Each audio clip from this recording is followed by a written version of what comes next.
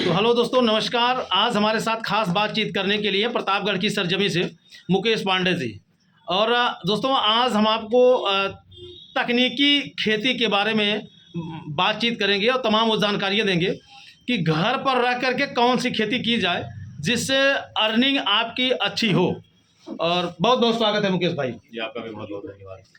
तो हमारे तमाम ये भाई जो देख रहे हैं, अब जैसे मान लीजिए इस समय जो सीजन चल रहा है, इस सीजन में कौन सी ऐसी फसल लगाई जाए और किस चीज़ की खेती की जाए जो मतलब बेरोजगार बैठे लोग हैं उनके लिए एक अच्छा सा रोजगार मिल सके। देखिए, खेती करने से पहले हमें ये डिसाइड करना पड़ेगा सबसे पहले कि वो क्षेत्रफल कितना है, खेती जो खेत है उसकी साइज़ क्या है, एरिया कैसा है, वहाँ की मिट्टी कैसी है। तो इस सब चीज़ों को ध्यान में रखते हुए हम कई प्रकार की ऐसी खेती है जो प्रॉफिटेबल है आज के समय में।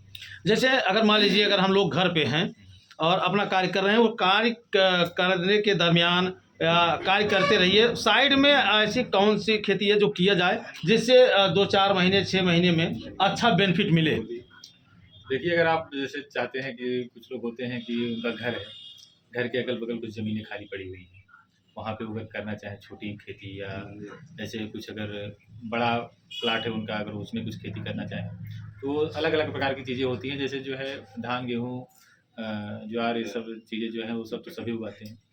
लेकिन अगर आप कुछ टेक्निकल रूप से खेती करें तो उसमें कुछ ज़्यादा लाभ हो सकता है। उसमें हम बात करें, जैसे आप शादी विवाह का सीज़न होता है, उसमें फूल वूल की खेती आप कर सकते हैं। जैसे गेंदा हो गया, गुलाब का फूल हो गया, तमाम प्रकार के फूल जो हैं तो हम देखते हैं कि अपने एरिया में जो शादी विवाह के सीज़न में माली वगैरह जो फूल वगैरह लेके आते हैं, अगर उनसे आप बात करेंगे तो आपको पता चलेगा कि ये करीब 50 किलोमीटर 100 किलोमीटर दूर से कहीं से आ रहा है। तो ऐसे में अगर फूल वगैरह की खेती की जाए तो अच्छा लाभ दे सकता है वो। जी, बहुत बहुत धन्यवाद। अभी और हैं हमारे भाई लोग बैठे हैं, इनसे भी हम जानने का प्रयास करेंगे कि कौन सी टेक्निकल खेती किया जाए जिसमें प्रॉफिट अच्छा हो। अच्छा पंकज जी, आप ये बताएं कौन सी ऐसी खेती की जाए जो कम समय में अच्छा फ़ायदा दे दे।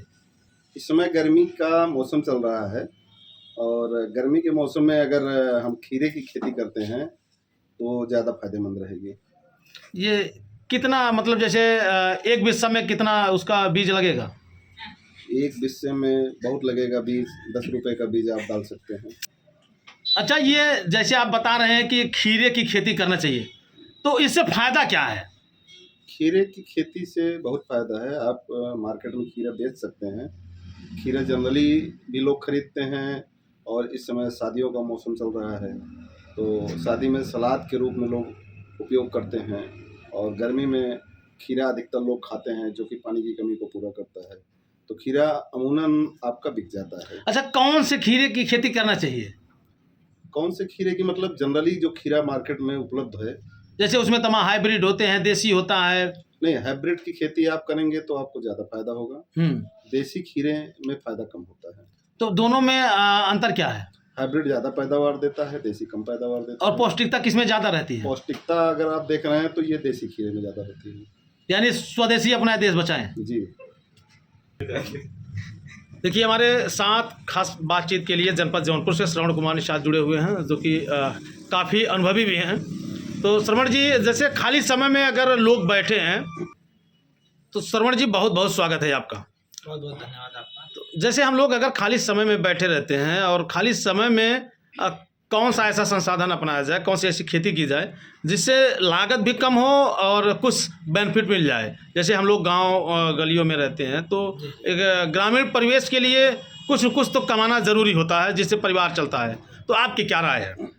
पहले तो हमारे किसान भाइयों को सभी को बहुत बहुत स्वागत है इस चैनल में। और इस प्रकार से आपको बता दें कि घर पे और आमतौर पर देखा जाता है कि तमाम जो माताएं बहनें हैं जो घर पे बैठी रहती हैं, काम करने के बाद में फ्री रहती हैं, या जो किसान भाई हैं जो अच्छी उत्पादन करना चाहते हैं, उनके लिए सबसे अच्छा मशरूम की खेती है। मशरूम की खेती इसलिए क्योंकि कम संसाधनों में और कम जगह की लागत में आप उसको घर पे भी कर सकते हैं, टेबल के ऊपर लगा के भी कर सकते हैं, या आपके पास मढ़ई है, गांव देहात के आप हैं तो उसको टांग करके भी कर सकते हैं, क्योंकि उसमें बहुत ही कम जगह पर कम संसाधनों के साथ में काफ़ी ज़्यादा मुनाफा होता है। आप लोग देखते हैं कि मशरूम की खेती में एक पाव का जो मशरूम रहता है वो तकरीबन 50 रुपये से 60 रुपये, या 1 किलो का जो रहता है वो 250 से 300 तक का बिकता है। अच्छा, उसके लिए करना क्या होगा?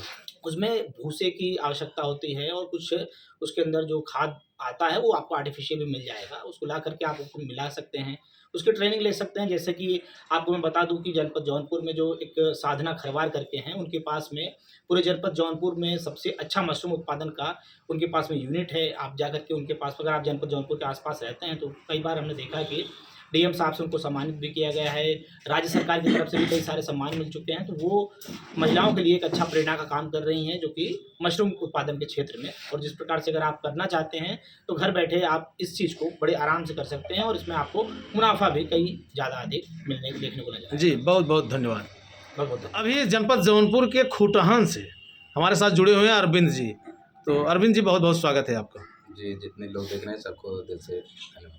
तो अरविंद जी, खाली बैठे समय में कौन सा व्यवसाय किया जाए? जैसे अगर बात करें खेती बाड़ी की, जी, तो हम लोग गांव में रहते हैं, तो किसानी का काम करते हैं। तो खेती बाड़ी के अगर माध्यम से देखा जाए तो इन समयों पे कौन सी खेती किया जाए जिसमें लागत कम लगे और मुनाफा ज़्यादा हो? बिल्कुल, बहुत अच्छा सवाल है। ये हम दर्शकों को बताना चाहेंगे, आज के समय में ये देखा जा रहा है कि मेरे हिसाब से लागत भी कम लगेगा। आप सबसे अच्छा फूल की खेती करिए, जिसमें क्योंकि आने वाले समय जो है लगन का सीज़न आ रहा है, तो इसमें अच्छा खासा किसानों को प्रॉफिट भी होगी और कम लागत में अच्छा खासा इनकम आप कर सकते हैं घर बैठे। अच्छा, उसके लिए करना क्या होता है? उसके लिए आप मार्केट से या ये जो अपने यहाँ खुद पौधे ऐसे उगते हैं, उसको आप सुरक्षित व्यवस्थित घेर कर रखिए, ताकि कोई जानवर नुकसान ना पहुंचा पाए। उसको नारी जो जिस तरीके से आलू बोया जाता है उस तरीके से आप मेड़ी बनाइए, उसके बाद उसको एक एक बीज लगाइए, एक हाथ की दूरी पर लगभग, जिससे दूरियां रहेंगी तो जो फूल होगा वो अपना ग्रोथ करेगा, अच्छा खासा उसमें जो फूल लगेगा वो मतलब जो मार्केट में बिकेगा। तो लोग जो डिमांड होती है अक्सर फूल जो है और अच्छा जो है बिकेगा। लोग आए दिन जो है इसकी डिमांड भी करते हैं, और लगन का सीज़न भी आज आ रहा है, सामने है, तो इसका जो है प्रॉफिट बहुत ज़्यादा देखने को मिलेगा। जी, तो जैसे इसका कोई पैमाना होता है क्या कि मतलब 10 बिस्से में या 1 बिस्से में या 1 बीघे में कितना लगाएं? नहीं, ये तो आपके ऊपर है, आप चाहे जितना लगा सकते हैं, ये तो आपके ऊपर निर्भर करता जी, है। बहुत बहुत धन्यवाद। तो दोस्तों, आपने देखा कि तमाम प्रतापगढ़ जनपद जौनपुर के विभिन्न क्षेत्रों से लोग मिले और उनके विचारों को जाना, उनके विचारों को समझा, और घर बैठे आप कोई न कोई एक रोज़गार कर सकते हैं और उससे अपना घर परिवार चला सकते हैं, और रोजी रोटी भी आपकी अच्छी खासी चल सकती है।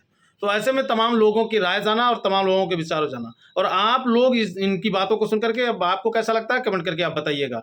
अगर जिन भाई को अगर फूल की खेती करना है या जो है खीरे की खेती करना है या मशरूम की खेती करना है, तो तमाम भाई हैं, इन लोगों के हम नंबर जो है डिस्क्रिप्शन में दे देंगे, और आप लोग जो है इनसे जुड़िएगा, इनसे बातचीत करिएगा और अपने संसाधन को अपनाइएगा। फिर मिलते हैं नेक्स्ट ब्लॉग में। Bye bye.